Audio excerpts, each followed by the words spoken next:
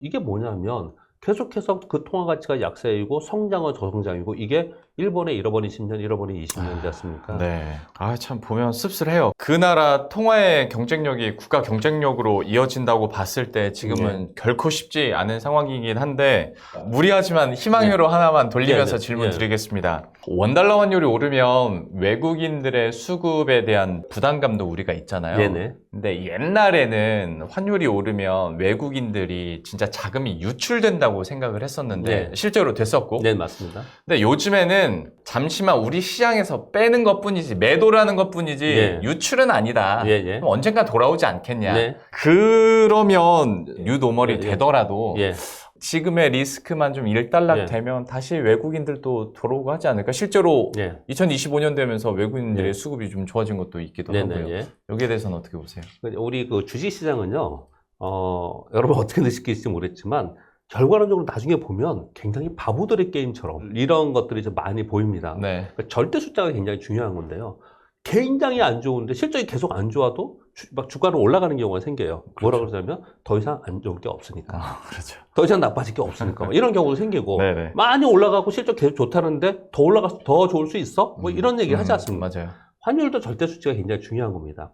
예를 들어서 외국인들이 여기서 1,400원, 1,450원, 지금 1,450원대에 있는데 여기서 1,500원을 넘어서 간다고 생각을 하면 외국인들은 급하게 팔 거예요. 그냥 환차 소리가 계속 생기면서 만약에 지금 1,470원, 뭐 1,480원 만약에 올라가는데 외국인들이 안 판다.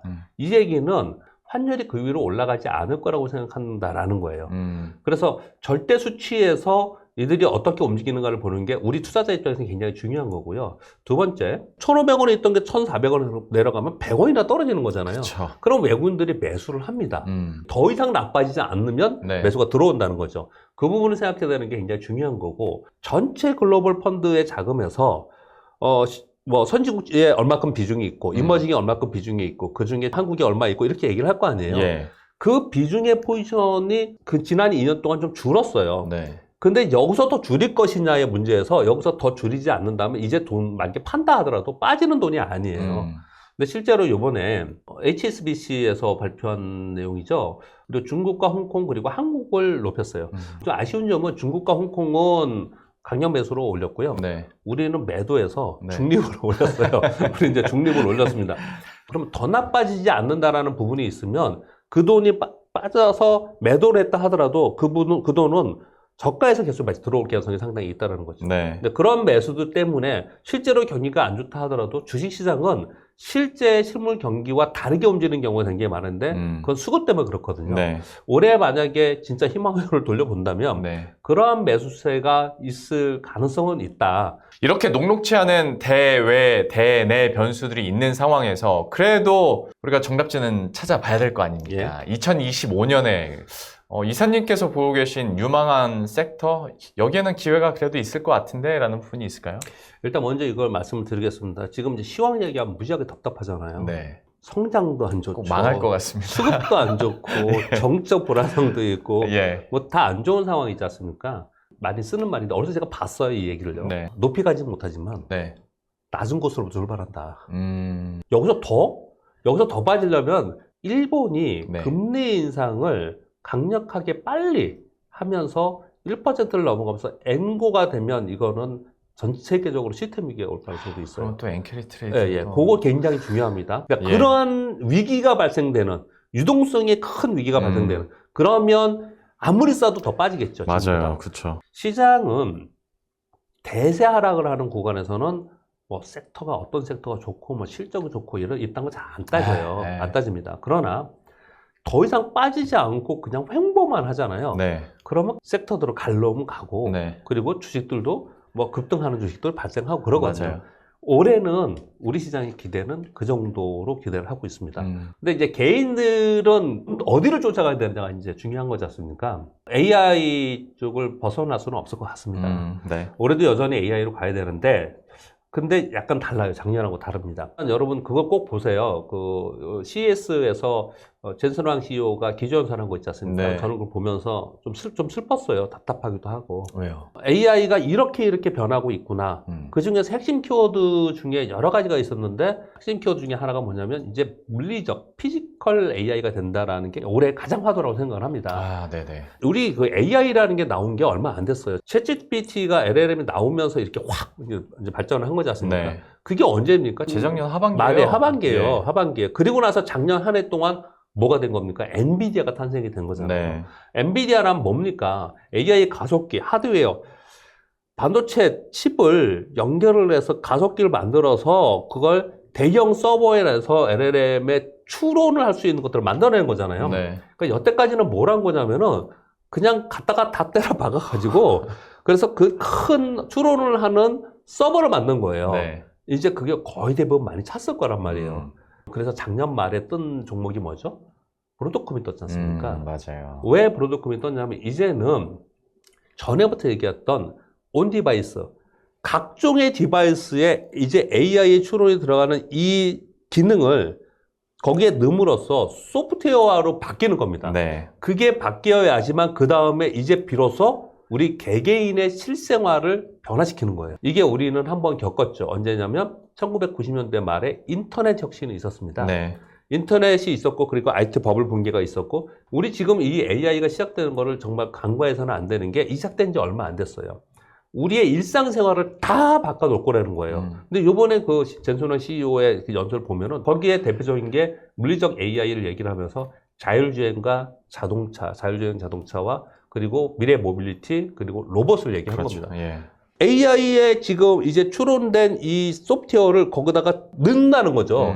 이게 이제 완벽한 AI 구현이지 않습니까? 네. 올해는 가장 핵심인데 이걸 달리 표현하면 무슨 표현이냐면요. 각자의 디바이스에 들어가는 거에 맞춤형으로 반도체가 바뀔 거라는 거예요. 네. 그래서 브로드컴이 그렇게 뜬 거예요. 근데 여기에서 진짜 바램은 삼성전자가 우리 시가총액 1위이고 삼성전자 때문에 우리 시장 못 떴잖아요. 네. 작년 내내는 삼성전자가 지금 말씀드린 대형 서버에 들어가는 HBM을 못해서 삼성전자 헤맸지 않습니까? 네. SK 하이닉스는 됐고. 네.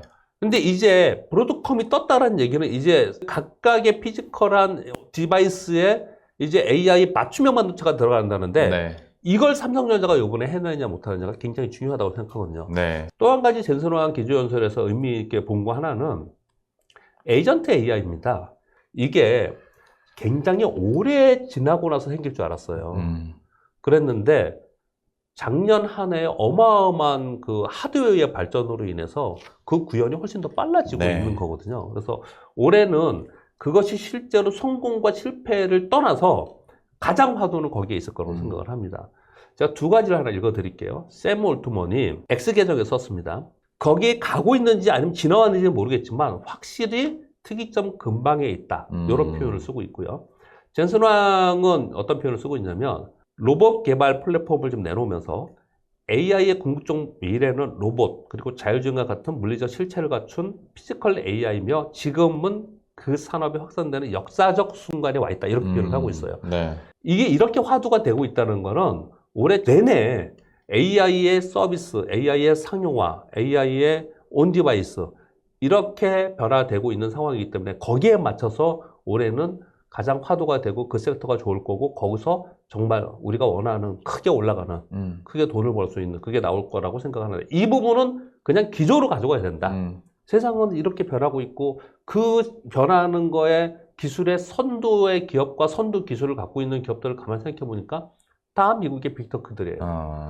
우리나라에 그런 기업이 뭐가 있을까? 그랬더니 마땅치 않아요. 그래도 하이닉스 좀 껴주세요. 그러니까 우리나라 기업은 거기에 후반 기업일 뿐이에요. 그렇죠. 후반 기업에 납품하는 후반 기업일 맞아요. 뿐이에요. 그나마라도 되면 좀 다행이고.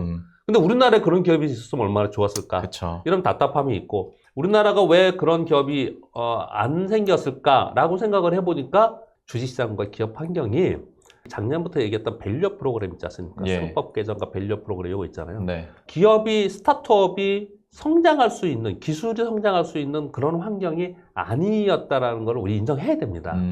이게 이제 바뀌는 첫 해가 원년이 2024년이었고요. 네. 올해 그것이 어떻게 될지에 대해서 관심이 굉장히 많습니다. 한 예를 들어볼게요.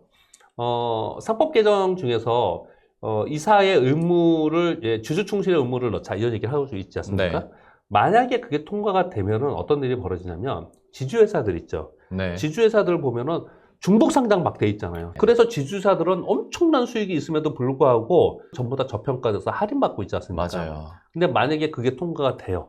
이 이해관계를 빼고 여러분 들으세요. 이 들으시는 분이 본인이 대주줄 수 있으니까. 그리고 그런데, 재버릴 수도 있죠, 저희가. 예. 만약에 그게 통과가 되면은 대부분의 이사회에서 안건들이 주주 위주로 바뀔 가능성이 상당히 있습니다. 네. 이거 굉장한 변화입니다.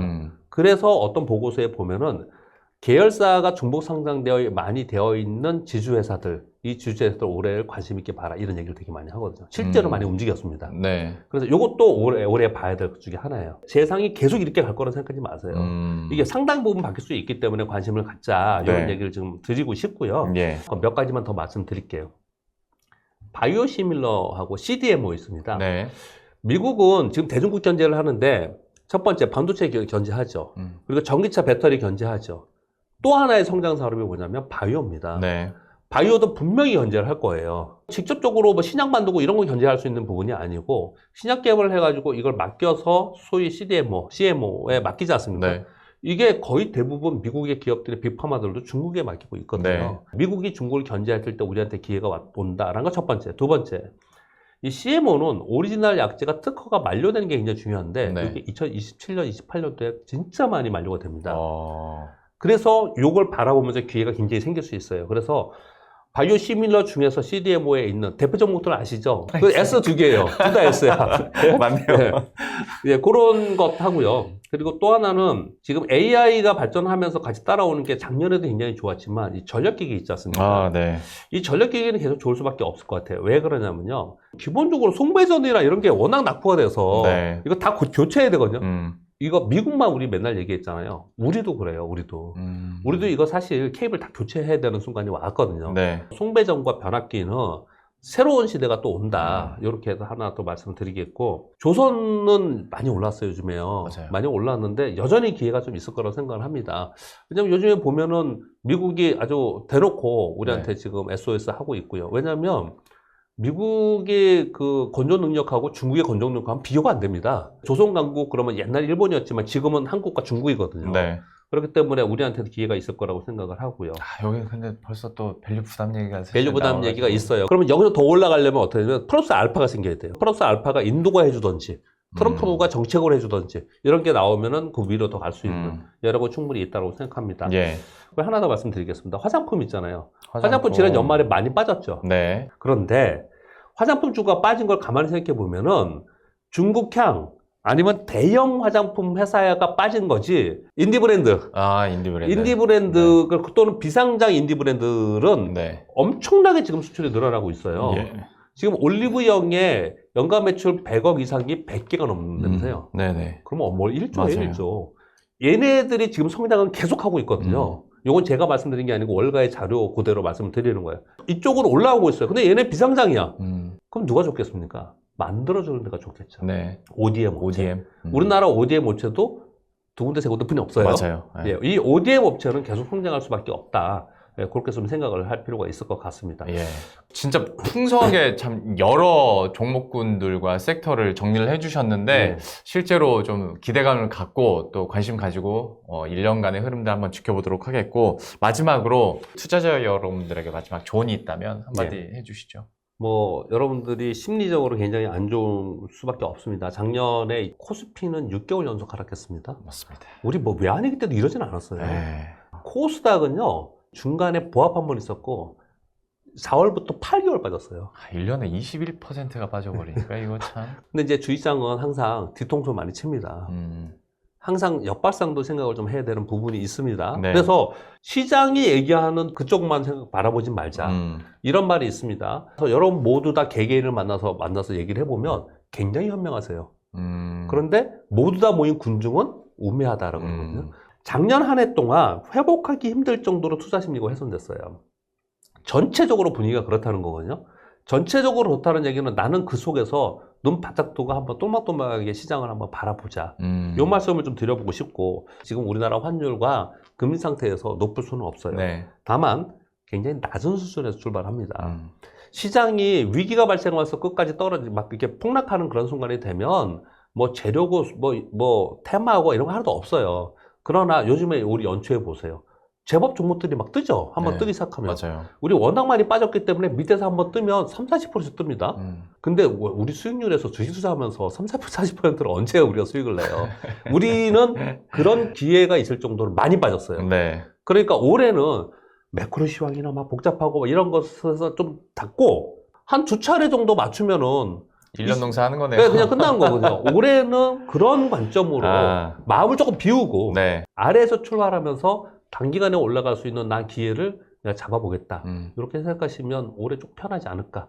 그렇게 말씀드려보겠습니다. 저도 요즘에 뭐 다른 방송에서 제일 많이 쓰는 말 중에 하나가 기회는 위기의 탈을 쓰고 온다라는 건데 참 모두가 힘들다고 할 때 또 여기서 기회가 있는 거고 2025년도 어렵긴 하지만 또 잘 흘러보낼 수 있지 않을까라는 희망도 얻어보면서 오늘은 이사님과는 마무리 짓고 다음에 한번 더 모시고 그때 시장 이야기 더 이어가 보도록 하겠습니다.